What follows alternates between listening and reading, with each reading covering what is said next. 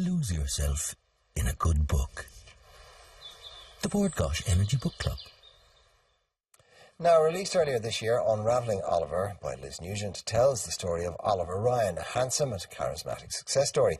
He lives in the leafy suburbs with his wife Alice, who illustrates his award-winning children's books and devotes herself to him. Their life together is blissful until, one evening after supper, Oliver attacks Alice and puts her into a coma. This book has been nominated for an Ireland AM Crime Fiction Award at this year's Gáis Energy Irish Book Awards, and author Liz Nugent joins us this morning. Liz, good morning to you. Good morning. Liz, while we were sitting before, I just reread the opening passage of this book, and the first time I read it, it still is shocking to me now, the second time I read it. This has been a great year for you. It's your first book. It's my first book. It's phenomenal. I never expected that it would do as well. You know, you hear books or people who write books that just come and go and they just sink without trace. And I just wanted to write the book. I didn't really have any expectations that it was going to do as well as it did. So I'm just thrilled. And I have to thank all the book clubs in Ireland who've been so supportive of it. It's really, book clubs and libraries have been just brilliant at promoting it. And so I'm really grateful to all of them. Well, they can only promote and enjoy books that are good. So really, it's kind of down to you and the book. Well, thank you. Can we talk about the book itself? Because the character, Oliver Ryan, I was saying to you guys... He's described as a thoroughly modern monster. He's quite a monster. He's quite a monster. Is he a sociopath or a psychopath or both? He's a bit of both, I think. Yeah. But he beats his wife into a coma in the first page. The first line of the book is, "I expected more of a reaction the first time I hit her." And from then, you go into his mind and you see his story. But then, through the eyes of the other characters that are in his life, you find out more aspects of him, that he actually comes across as a really nice guy and a really successful guy to everybody else. But his own inner thoughts are so dark and so monstrous that...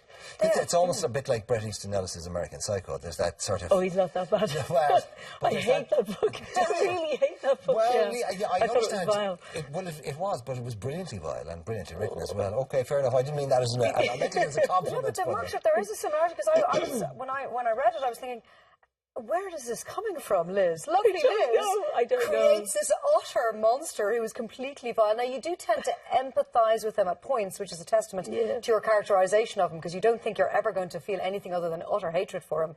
But where did Oliver Ryan spring from? It came from that first line. It came from John Banville, actually.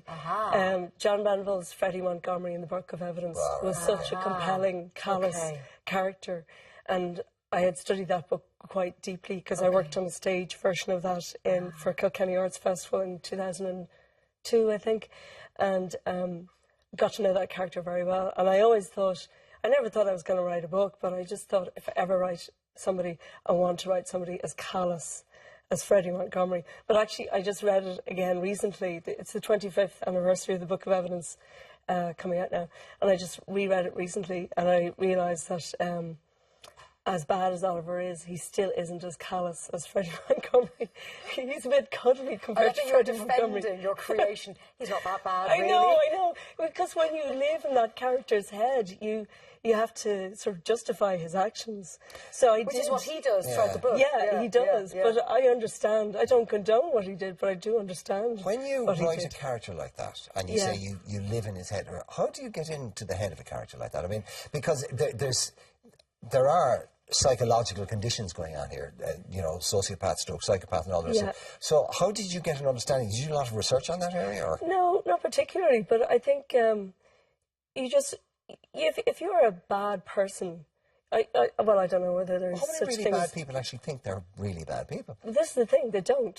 If you've ever come across a really nasty person, you will know that they don't think they're bad. They lack empathy. They lack empathy. They never put themselves in the shoes of the other person, of the person they're offending or insulting or hitting or whatever. Did you find that was that one of the big struggles as a writer, author, stroke artist, that if you're trying to write about somebody who has no feeling, as a sentient feeling human being, how do you understand what it's like to feel no feeling? Well, he's not without emotion. He just is without. He's not capable of loving somebody.